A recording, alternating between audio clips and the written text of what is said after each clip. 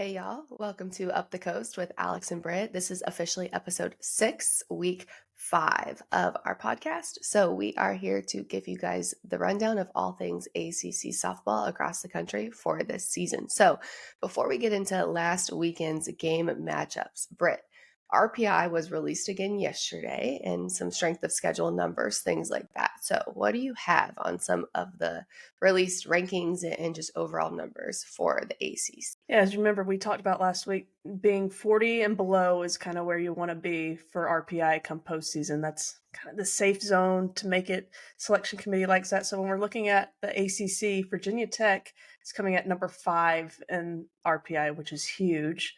Clemson's 14, Duke 20th, FSU 25. You may be wondering, why is Virginia Tech 5 and Duke only lost one game to Oklahoma and they're 20th? You look at the strength of schedule of Virginia Tech, they're 7th in the country. They are playing some big-time opponents who, if you remember, their opponents have to be playing some big-time opponents to really make the RPI and strength of schedule mean something. So their strength of schedule 7th, Clemson is 16th, and Duke is now people that, well, they're doing so good because they're not playing anybody. We'll get into them more later on, but they're good. I don't care who they're playing. They're a good team. Then Florida State, we've seen some struggles with them, but they're still coming in 25. And then right on the bubble, we've got UVA at 40, Louisville at 41, Georgia Tech at 42. And I think we'll see those numbers go up as we get further into ACC play. But that's kind of where we are as a conference right now, strength of schedule-wise, looking pretty solid for the top 4 or 5 teams. But I think Louisville and Georgia Tech, they're going to sneak their way into there.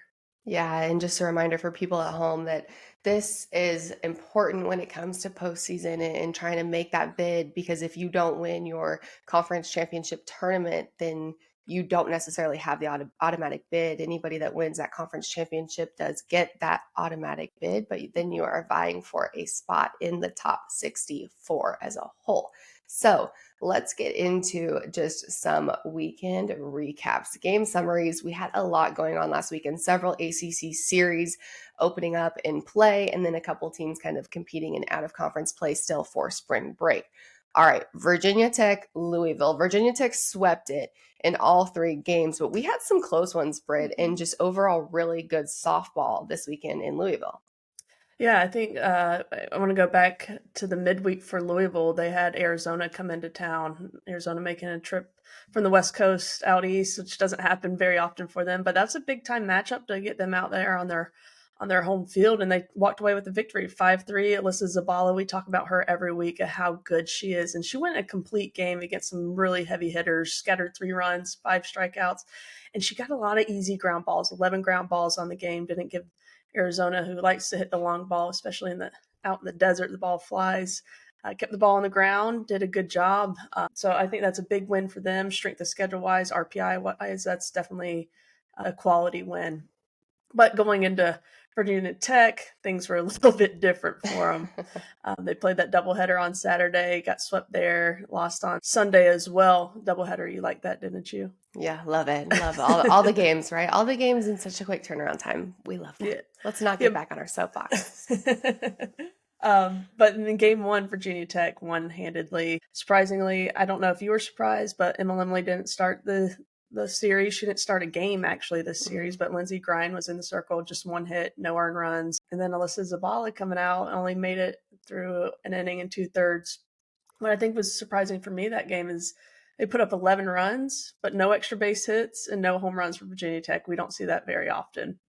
And then tell me this, we turn around and play game 2, and Virginia Tech has to walk it off in 7 innings. Yeah. How is it as a player that you go and you just smash a team 11-1 and then you turn around and have to walk it off? Like, how does that happen? I'm not kidding you when I say I had that exact question asked to me last weekend when I was calling other games. The play-by-play looked at me and he goes, do you ever just wonder how that happens? You have a team that comes out and just does something crazy, or it's a super close game, and then the next game they just respond and it's, extra innings or vice versa, right? Mm-hmm. And I was like, I kind of attributed it to more of like an emotional thing of like, oh, I'm going to come out and test the waters. I'm not really sure, not really confident. Let me just get my feet wet before jumping in. And I think what coaches across the country want to see is their teams just jumping in and just going for it. We don't have to test the waters. We know what we're made of and we know what we can do. But that's what you see so often in sports. It doesn't matter if you're, female, male athletes, whatever. Like, I think that kind of happens a lot because we see it in baseball too, the back and the forth, the ebb and the flow. And sometimes you just sit back and ask yourself, like, what team am I going to get today? And I think that what coaches are looking for is the most consistent squad that they can put out on the field. And I think a lot of times your best players make the starting lineup, but really your most consistent players make the starting lineup. And the coaches, know what they're going to get from these athletes. So that's just my 2 cents on that soapbox. Yeah, no, I think it's great. You said consistency. We play minimum 53 games in a season. That's a long season. And if you're going up and down all year long, that's not going to be helpful, that consistency. So Virginia Tech, lucky to pull that one off, and they did it by how they usually do with 3 home runs, Bree Peck, Emma Ritter, and then the walk-off by Corey McMillan. And then Sunday, another close game, Louisville knocking on the door, just couldn't fit, and to get swept at home, that stinks. And that's hard to do for a team to come in and sweep you at home. But 4-3 lead, Virginia Tech pitched by McKinney, not me, by committee. Started with Grein, Mazzarone, and then Lemly came in to close again. She closed game 2. So she's kind of in that closing role, which I think is kind of cool. I mean, she's dominant. You get a 2 other pitchers that can get you a good solid innings and then get a lead and throw Lemly in there. So far, a good recipe for success for Virginia Tech. Totally agree. So real quick, I want to go back to the Louisville comments that you made about their win against Arizona. I agree. So big and so huge. And I think with Zabala in the circle, she went 7 complete. Again, that's not necessarily common, but we have questioned the depth of the Cardinals, I think, in the circle, just a little bit of how good can they be. And that, I think, is the thing that they're primarily lacking. But 11 ground balls says a lot about the defense behind her, having her back and getting to work. Good, solid stuff there. But then going into that Virginia Tech Louisville series, you're spot on, Britt. Virginia Tech, number 3 in the country with 44 home runs, and they are known for the long ball. Everybody knows that they can hit the ball out of the park, but finding other ways to win is so crucial. And with that, I love the piece about game 2 having all the home runs, right? But then game 1, I think, was really the surprising one with no really extra base hits. And to be able to single a team to death, it's really hard to do. And it sounds so gory, but that's exactly what it is. It's running the bases well, and it's just consistent, timely hits on singles. That's tough. So yeah, that puts a lot of pressure on a defense. It does. Constantly having base runners on, constantly putting the ball in play. Sometimes a solo home run can be a rally killer for an offense, But if you death by 1,000 paper cuts, that's not a fun painful day. That's painful. Yeah, it's like the worst kind of Chinese torture, right? That's what they call it. So but and then looking back on game 3 too, I completely agree with the three-way punch of the pitchers in the circle for Virginia Tech. It is so crucial to have depth. And game 3, when it's really that chess match of, at that point, you've kind of seen what everybody has, all your cards have been played, and it's just your best versus my best. It really helps when you have depth in the circle. Yeah. Who do you prepare for? Yeah. You have 3 different all of them arms. Yeah. And then Everybody. you get every at bat, you see a different pitcher. It's tough. It's tough for an offense. But Louisville coming up a little bit short. Virginia Tech going on the road with a big sweep in the ACC.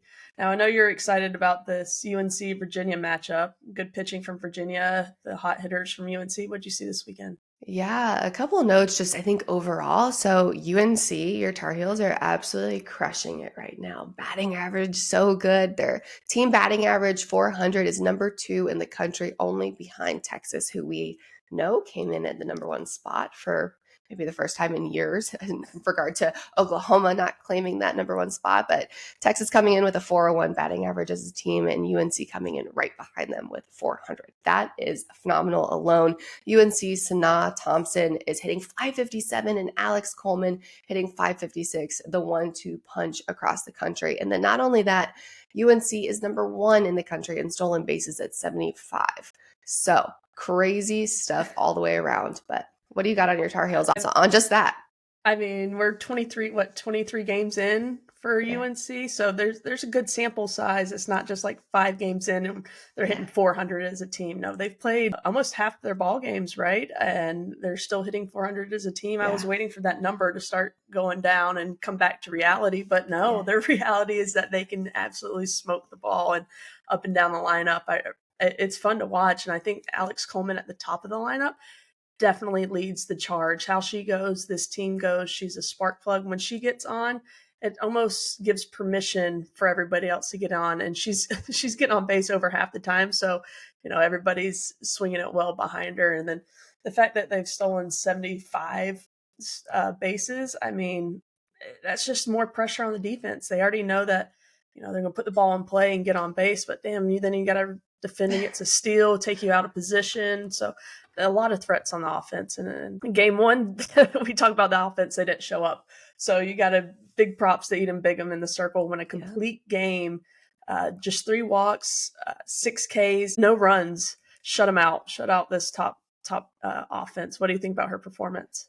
Yeah, I mean, she continues to look so good, right? And I think that that's been the most impressive piece for Virginia, and she has been kind of that staple in the circle. So Bigham, week after week, is looking so good. Just kind of that other concept here of, we hear so often pitch by committee, but certain pitchers are really getting the job done with complete game opportunities, or really just like prolonging their outings. And for Bigham to be able to go 7 innings, only give up 3 walks, I think that says a lot alone too, because then you have the minimal free passes, and that's the most important piece. We were joking earlier that I was looking for these stats across the country, and I tried to look in baseball because I was like, oh, maybe it definitely exists there. Softball, not so sure yet, but I was looking for the amount of times, like the percentage of the times that runs score on free passes. So like walks or hit by pitches, and I couldn't find anything anywhere. But to be able to keep those free passes to a minimum is so important. And I think that's one of the only ways for teams to find success a lot of the time. So it was a really good series. I think a lot of things happening, but also worth noting is Virginia's Madison Harris is also coming in the number 4 spot across the country in ERA with a earned run average. So while we talk so much about Eden Bigham, I think that Virginia kind of has this sneaky, other athlete here that is getting some jobs done in some big moments. So just my little soapbox there and everything else. But yeah, we saw Harris come in relief in game 2 and game 3, and come in relief, get an inning here in the 7th inning, 6th and 7th inning, and really do a good job. So that change of pace, she's starting to find her role. So that maybe they do have a little bit more depth in the circle.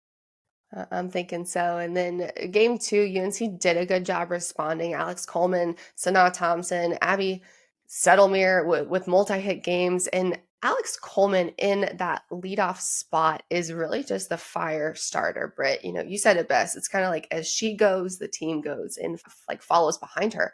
How important is it to have somebody in that leadoff spot in your lineup that really is that tone setter?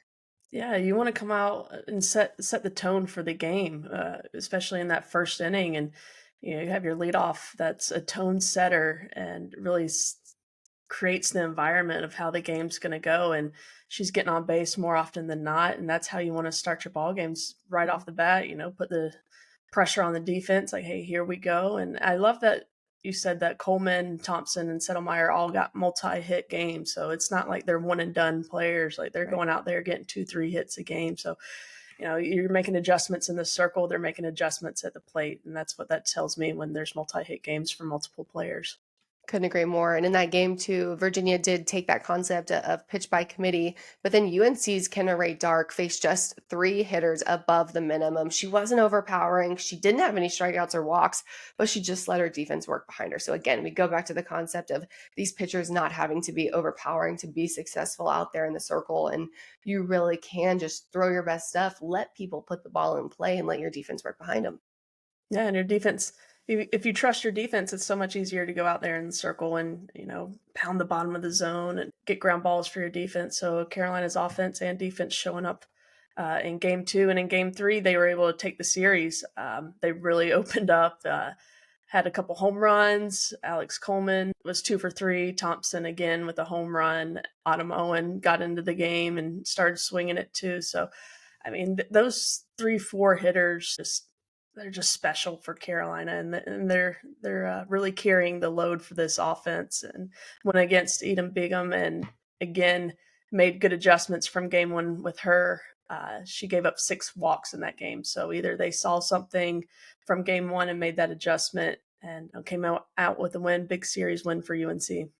Yeah, it's so crucial too when you have a really good pitcher in the circle, no matter who it is, team wise, it's really kind of on them. You talk about fire starters and tone setters and offense, but then on the adverse side in the circle, it's like if I have my ace pitcher and she's getting calls kind of off the plate, if she's able to establish those zones and really good pitcher strikes, right? Those are the pitches that the hitters don't really want to hit because they're not Mm-hmm. over the wide of the plate. They're not pitches that you can really do damage with. When a pitcher can have success and really establish a good strike zone early in the game, it's going to help. And I think that's kind of where we saw the transition of Bigham in game 1 versus game 3, because I don't think she was able to establish that zone. And then there comes the walks, right? There comes the additional offensive production. So really good stuff for UNC. Responded well to the opening series Mm-hmm. lost against Virginia. Virginia doing a good job at least clinching one. Again, you really never want to get swept ever. You never want to lose, let's be honest, but you never want to get swept. So if a team can come in and clinch one, that's better than nothing, right? Mm-hmm. But really just kind of battling it out back and forth. So NC State, Virginia Tech, or I'm sorry, Georgia Tech. So NC State, Georgia Tech series, Georgia Tech coming in the number 2 spot in the country with 48 home runs, still putting up crazy numbers. So they matched last season's home run total, which is crazy because we're still just above a third of the way through the season. So they've hit the 48 home runs in 53 games last year. Currently, they're at 48 home runs in 25 games, kind of that third midway mark, depending if you get that 60-ish game slot, I guess, in your Right. season. So what do you have real quick on Georgia Tech? Anything on the power? I mean, come on. That's a huge turnaround, Alex. All last season, just 48 home runs, and then come out now, 25 games in. And we talked about it this whole season is the way they look at the plate. I mean, Yeah. they're swinging the bat. These home runs are not by accident, they are intentional. They look really, really good, and they're playing good competition all year long. So it's not like they're just going out there and teeing off on 55 down the pipe. They're hitting good pitchers and hitting them hard. So, I think Georgia Tech's the real deal offensively. There's no doubt.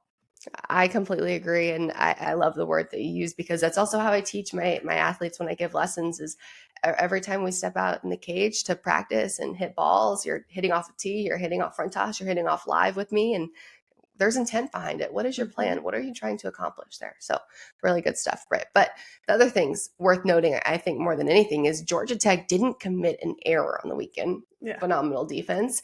And then their top 3 in the country at double plays, having made 15 so far this season. And Britt, one of your staples so far has been, offense wins championships, but defense secures championships. So anything right there on the solid foundation of Georgia Tech's defense? Yeah, we have with Eileen Morales, their head coach, and back when she played, man, she was a defensive specialist. She was a vacuum. She's a defensive-minded coach, so I'm not surprised their defense is so good. Jen Saleo at shortstop, man, she's quick. She's got good release. They can turn double plays because they're so quick up the middle, and I think they're just following the footsteps of what their head coach used to do. So, I mean, they can swing it, they can play defense, and they're just really fun to watch. And we're really excited about this matchup between NC State and Georgia Tech, and we were not disappointed in the first game. It went 11 innings, and Sophia Boyles in the circle for Georgia Tech looked awesome. She had a no-hitter going until the 7th inning, and then Taylor Inslee, they were up 1-0, Georgia Tech was, no-hitter going. Taylor Inslee, with 1 out, hits his solo shot to tie it up. And, for Georgia Tech, that could have been just so deflating. Not only is you thought you're 2 outs away from the win, 2 outs away from a shutout, 2 outs away from no-hitter. NC State, we said it all year long, they are fighters, and they fought to the very end. But I tell you what, Georgia Tech kind of went on a run in the 11th inning, put up 3 more runs, just base hitting to death, executing sacrifice bunts. They were just the better team and had more stamina, I think, in the circle. But that was a hard fought game. It was a fun one to watch. I feel like it always happens that way. You have these big moments, like you said, no hitter going into the 7th, you get your first out, and you're like, oh yeah, baby, like I'm rolling. And then nope, somebody's just going to come and ruin your day and hit a home run. So here we go. And then you just kind of look at the ground and you're like, damn it, man. Like I was so Mm-hmm. close, but hey, it happens and it's why we play. But I also think too that the difference maker in that game one was the 4 errors committed by NC State. So unfortunate for the Wolfpack, but hey, got to take care of the softball. But then we kind of transition here, talk about game one, super close. Game two, come back, blow it out of the water. Georgia Tech getting the victory, 8-1. Mallory Black continues to shine for the Yellow Jacket offense. 5 RBIs, including a nice little grand slam that helps with the 5 ribbies there. Yes, it I don't know. does. She's looking really good, Britt. But then Blake Nelliman and Dennis in the circle combined for 1 run, 2 hits. And you like this combo. How come? I do. I think we saw them work together last year, but it was more like Nelliman game one, Chandler Dennis coming in game two, but working them together in a game. They're very different pitchers. I think they complement each other well, and it's hard for a hitter to go from facing Nelliman and then turn around and see Chandler Dennis. I really like how they're able to do that in the same game because Sophia Voiles pitched first game and did so good. So you don't have to save Nelliman or try and make her go a complete game to save Chandler Dennis because you have that third arm now and Voiles since she's pitching so well right now. Yeah, looking good. And then game 3, Georgia Tech came back again, wasting no time. 5-inning run rule victory, getting the sweep on NC State, winning that last game 10-2. So Georgia Tech just really timely hitting on that last game. 3-6 players with RBIs. You had 4 players with 2 or more RBIs. Sophia Voiles again getting things going. So Clemson had a couple tough midweeks last week. Clemson had a lot of things going. They played Tennessee on, Tuesday of last week, I believe. Then they played a doubleheader versus Minnesota last week on Thursday. And then not only that, played series and just a tournament play with Mercer, Longwood, Fordham getting the victories of those 3 teams, but did lose to Tennessee in that Tuesday midweek. Did split the doubleheader with Minnesota on Thursday. What did you have on Clemson last week as a whole? Shall we go big picture or should we go nitty gritty game by game? That was a tough week. I mean, for anybody. Tennessee, top 5 program coming in. You got Minnesota coming in. You have 3 midweek games. Come on. That's tough to get mentally prepared for one midweek game, but to have Tennessee come in and then have a doubleheader a day later after having a series the weekend before. I mean, that's just a long weekend. But the game doesn't know. The game does not care how long your week is. You still have to show up. Against Tennessee, they have such a hard time with Tennessee, and it's so hard to watch because they come so close to beating them. I think 3 times they've lost by 1 run in extras. This game went 9 innings, Cagle all 9. She looked great in the circle. Tennessee has a great offense. She had 10 strikeouts. She was dealing, and then go to the 9th inning. 2-out walk and then a double, and that leads to the go-ahead run. There's those walks again. They kill you. I was going to say, dare we say the free passes come back to haunt you? And I feel like, just bite you in the ass is probably the better way to say it. However, on air, you can't say that. On our podcast, we can say whatever we want. But they do. The free passes come back to bite you in the ass every time. Especially after she's been pitching so well all game. But it happened. And what I saw for Clemson, you've mentioned it for different teams this year, and Clemson, I think one of them talking about their depth. They didn't have any pinch hitters. You'd think, going 9 innings and not scoring an earned run. They scored on 2 wild pitches. Like their offense really wasn't producing at a high level or even, making the defense work. And their DH was JoJo Hyatt, who was 1 for 23 on the season. So you would think you'd want your DH to be somebody that, is performing a little bit better. But, she came in, she was hitting in, I think it was in the 8th inning maybe, or even the 7th. And they had the winning run on second base. And you think maybe we pinch hit her here, right? She's not hitting so well this season, but no, kept her in. Maybe coach sees something in practice that we obviously aren't privy to, but 1 for 23 in your DH spot tells me that. And Clemson might be lacking a little depth in the box. And then a couple of days later, they go and play Minnesota. And I think even that one, it's like almost a heartbreaker because they lose game 1 and then come back and win game 2. But it's like, why, how, how are we getting the loss? It's on paper, a game we should win. Of course, a great team, tough team in Minnesota, but why? Yeah, you know? I think the biggest example to me is that Clemson's pressing right now. There's a lot of pressure on this team, especially the senior class who's done so well, got all this national attention. Valerie Cagle returning National Player of the Year. Like there's a spotlight and the high expectations on Clemson. And I think the biggest example to me in this doubleheader of pressing is Mackenzie Clark came up to bat in game 1, bottom of the ninth, with a runner on first, 1 out. She bunts like a little sneaky bunt to try and get on base. And Clark, you got power, girl. You can hit a gap, you can hit it over the fence, but it's like they're trying to do too much, trying to force something to happen. Because then you go to game 2, bottom of the 7th, runner on, 1 out, Clark up to bat, hits a walk-off home run. And you're like, come on, why didn't we do that game 1? And I think it's this extra pressure that they're putting on themselves, trying to do too much, trying to put the ball unplayed, trying to catch defense off guard. Play your game, Yeah. Clemson. You are good. Well, pressure is hard, and pressure alone can take the best players that come through in practice situations all the time, and it can make you a completely different person. And I just remember sometimes, like, to me, we talk about failure recovery and just management of those emotions so often, but I'm sorry, like sometimes you have to learn how to compete at the highest level possible, almost being out of your body. And hear me out, because it's going to sound crazy.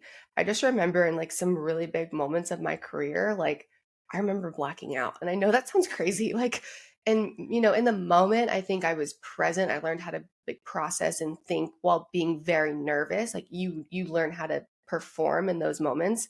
And then sometimes as soon as moments hit, like I'm like, oh my gosh, I don't remember a thing. And the time that I remember the most, probably because it was towards the end of my career, was my senior year. We were playing in like versus Florida, home game. Like I ended up hitting a walk-off, but like I literally in that 5th at bat of the game, it was the 11th inning, like super late at night. I struck out multiple times. Like as soon as I hit the ball, I blacked out.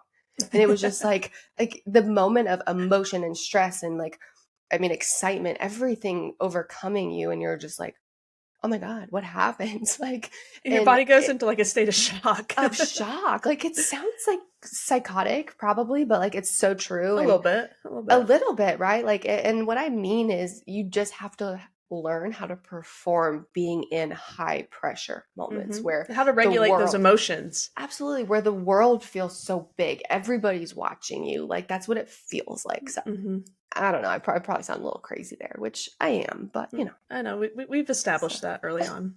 It's fine. But anyway, so yeah, I completely agree. I think Clemson's just pressing a little bit, putting more pressure on themselves, and maybe they need to, and they just need to play loose, play free. Easier said than done, because it feels like and looks like the target is on their back, kind of sitting in that number 2 spot right now in the conference. Honestly, I venture to say that there's a couple teams looking really good in the conference right now between Virginia Tech, Georgia Tech, Florida State. I mean, they're always a contender because they know how to win in big moments, but right now, Duke's sitting pretty, but Clemson kind of on the cusp. Yeah, they just need to take a deep breath, like tune out the noise, play ball. We've seen it. We've seen it. We've seen it, guys. We know you're good. Right. Deep breath. Play your game. Exactly. So Duke, our number 1 team in the ACC right now, which we got the chance to talk to Coach Marissa Young, which I thought was really cool yesterday. I've never really gotten to speak with her much, but she just has so much, I think, composure, and she's so serious. And it was a really good experience just getting to learn a little bit about the Blue Devil program. So Duke had a good weekend. They clinched 2 wins, South Dakota State as well. Only really just kind of talking, I think, big picture, because again, kind of smaller teams, of course. They only have the 1 loss so far in the year, of course, coming from their first game of the season versus Oklahoma, but they have 14 shutouts so far in the season, Britain. They did not allow, not yet at least, a single run in the month of March. And I think that more than anything is saying something about the Duke pitching staff in the circle, as well as the defense and how solid they've been. Yeah, Marissa said that, they're always going to have pitching for Duke, but this is a different level pitching. 14 shutouts in 20 games. It's only 6 games they've given up a run as a pitching staff, and they are using a staff. That's just incredible to have that ability in the circle, because you're going to give up runs here and there, but just that consistency and that focus in the circle, that's a recipe for success, right? It is. They're fun to watch. Jayla Wright, Cassidy Kurt in the circle, that 1-2 punch, that's hard to deal with. And then they have depth behind them. The transfer from Pitt, Danny Drugmuller's put in some good innings.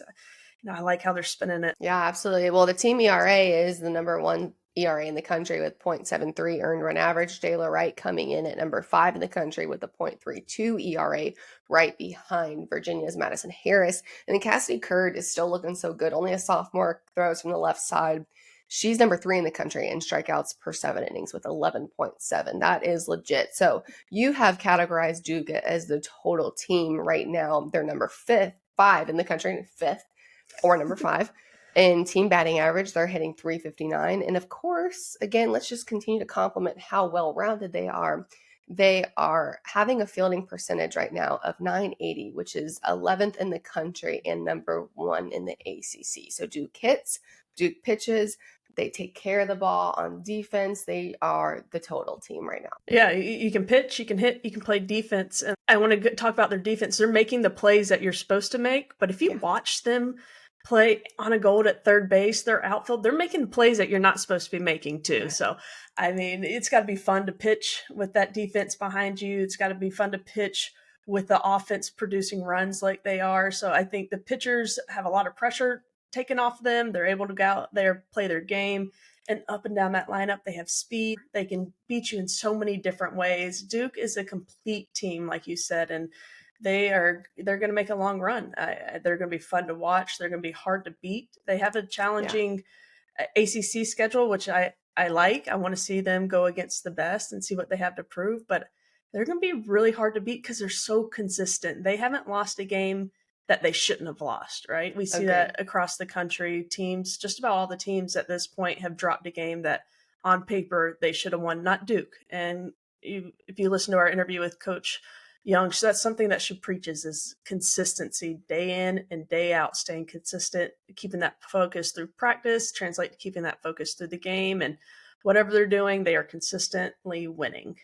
Yeah, and it is really just all about that consistency. So Duke plays Florida State this week, and I'm excited for that matchup. But I just think Duke has done such a great job showing up. And, the things that Coach Young has done in such a short amount of time with that program, I think are the most impressive to me. So talking about Florida State real quick, Britt, what did you have on the Noles this week? So they played in that spring break tournament out in Florida Gulf Coast in Fort Myers. Well, they went 4-1 on the weekend. The one loss, though, is what's glaring to Florida Gulf Coast. It definitely shouldn't have lost that game. But if you go through and look at the box scores for each game against Purdue put up 3 runs in the top of the first, playing from behind. In their loss against Florida Gulf Coast, they put up 6 runs in the first inning, playing from behind. Against Purdue again, they went down 6-1 after the first inning. And then again went down 4-0 when they had to come back and beat Florida Gulf Coast in their last game. So like we talked about last week, they're constantly playing from behind. They are not setting the tone. They are not coming out in that first inning and really making a statement. The teams they're playing against I mean, it's Florida State. These teams want to beat Florida State. They're going to be hyped coming out of the gate, and it's constantly Florida State having to play from behind. Agree. And talk about playing from behind. It just adds that pressure to the offense, which we've hit on week after week for Florida State. And it is tough. And, if we can minimize that from a pitching perspective or defensive perspective too, it definitely frees up the offense a little bit more, but it's just hard. I mean, by the numbers look, you had McKenna Reed, who got some more time in the circle than we've seen the last couple of weeks. She was 2-0 on the weekend. And for Fort Myers, Florida State, we know they run the bases well. They were 18 for 19 on stolen bases. So finding ways to get in scoring position other than, just by hits and the long ball, of course, or gappers, of course, helps. But they've always been a solid base running team. They've always been a team that could, have some power. They had 10 home runs on the weekend. They scored 43 runs. But again, 43 runs and, 5 games with 1 loss, like it's tough. And then you have a by the numbers look. Should we get into the by the numbers real quick? Okay. Let's go. All right, cool. So Florida State pitching. And I think that's been our topic for the last couple of weeks is it's struggling, right? It's just struggling. And what I mean by that is they're just giving up too many runs. And the offense is trying to take on, I think, a little bit too much right now, which hasn't been historical for Florida State. They've been a very great historical pitching program. So Florida State, by the numbers, you've got 130 innings pitched, 125 hits given up. That's almost one hit per inning. Crazy, right? You've got 90 runs, 60 walks, 61 walks, and you've got 100 strikeouts, which the strikeouts I'm not as concerned with because you can not be a strikeout pitcher or a strikeout pitching staff, and you can just be really effective in the circle with ground ball and fly ball production, letting your defense work. So let's look at those other numbers real quick. I kind of compared them with Duke and Clemson, who have comparable numbers. You have 125 innings pitched for Duke, so just a couple innings under, but you have half the amount of hits that Duke pitchers have given up. And not only that, you have 1/6 the amount of runs and 1/2 the amount of walks that the Duke pitching staff has given up as opposed or compared to the Florida State pitching staff. So that's comparable innings. That's 1/2 the amount of hits, 1/6 the amount of runs, and another 1/3, 1/2 the amount of walks. So then you look at Clemson, another very good team in the conference, and very similar innings in the amount. They've played a couple more games, but again, you have 1/2 the amount of walks that Clemson has given up as opposed to Florida State.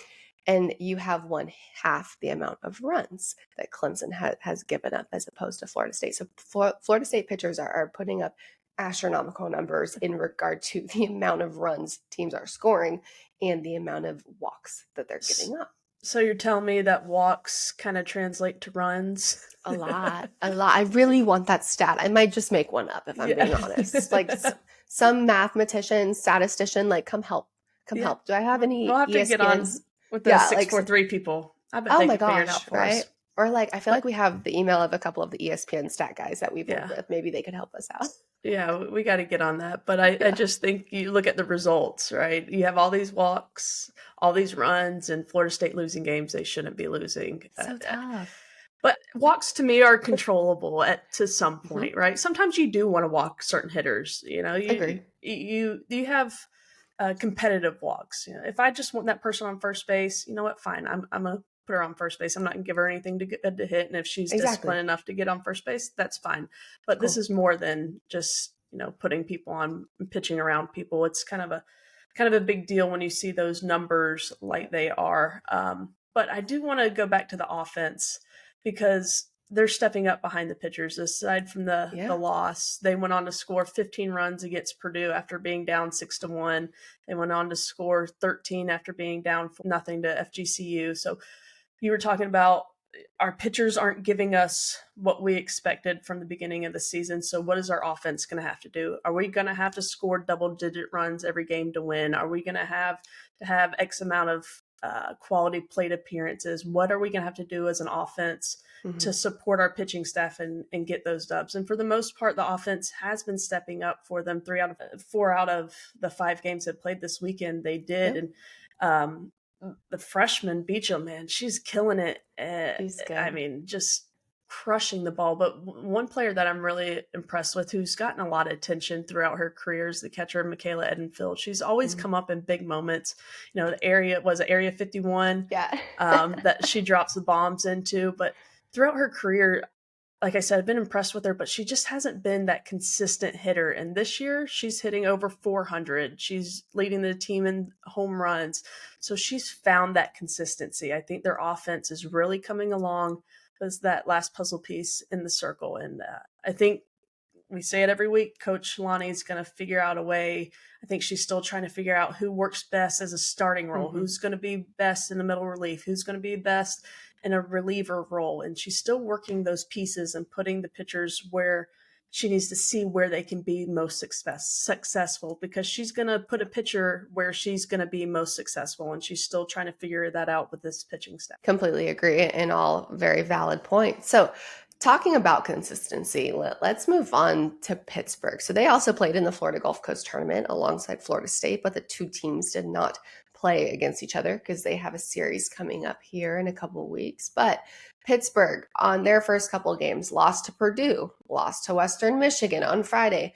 And then the next day, Saturday, they came back to beat both of those teams. I think that's crazy, right? It's like, what team am I going to get? What team is going to show up? And so just another match of, or example of consistency kind of coming around to bite you in the rear, because it's like, if you prove to me that you can beat them a day later, I think that we could have really not lost the day before. And again, it's all about your best versus my best and everything else. But I think player for player, Pitt could have taken all of those games. Yeah. You have any thoughts?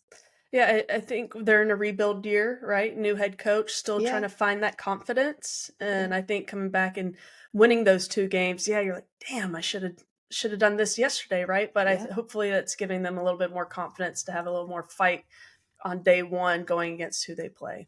Agree. And then Cameron Thompson for Pittsburgh looked really good. She was 3 for 3 in the game against Purdue. She had 3 home runs, almost kind of hitting for the home run cycle. She had a grand slam, a solo shot, and a 2-run shot, just missing that 3-run blast, cool. Those are my favorite, right? How cool. So that's awesome. Yeah, good job by Pittsburgh, and good job securing a couple of good wins down in Florida. And then Syracuse. I thought this was interesting. They last played against Duke on March 3rd and then didn't play again until a week and a day later. So 8 days later, they played Lemoyne and Norfolk in Norfolk, and they hosted a tournament out there. And they run-ruled both. They also played another doubleheader tonight against Norfolk State in Quinnipiac. So just kind of interesting scheduling. I thought, I was like, odd. I think I was looking at their site, and I mean, they hadn't played series on Monday and Tuesday consecutively in I don't know, maybe over 10 or 20 years. Just it kind of hit me weird. Yeah, you don't see that very often. And I feel like there's an extra struggle playing in Syracuse, New York this time of year too. So maybe not being able to get out on your field because of the weather may have something to do with it. And they could be on spring break right now too, I guess. So maybe that's part of it. Yeah.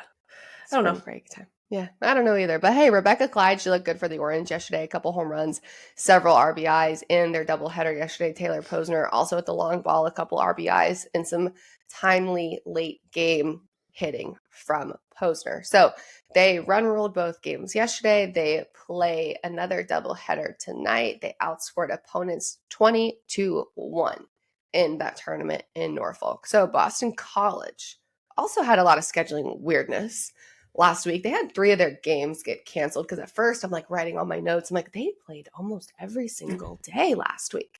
I was like, oh no, Alex, canceled. So, the Eagles are in a tough spot. They split with Maryland. They lost game 2 in extras. That one hurts. Mm-hmm. What do you think there? You're playing a Power 5 conference. I think, they used to have the ACC Big Ten Challenge every year. That went away this year, but I'd like to see a little bit of it right now with Boston College, Maryland.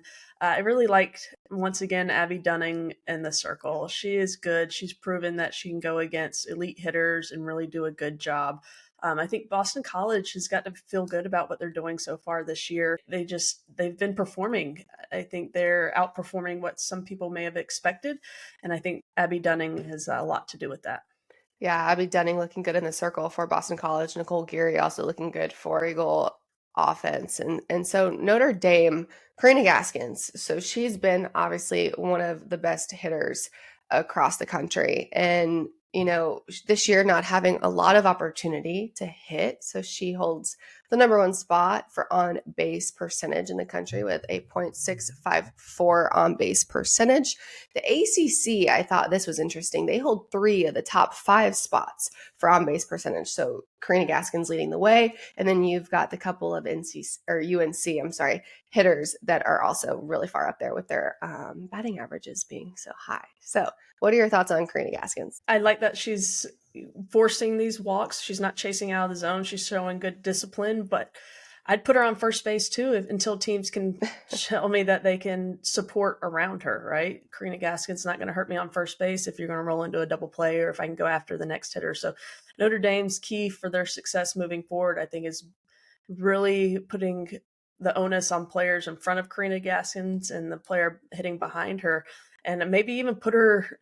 I've seen it in the past. Karina Gaskins at the leadoff spot, because you don't want to walk the leadoff runner. You got to get creative. You've got to get her the ability to swing the bat. She's a former ACC Player of the Year.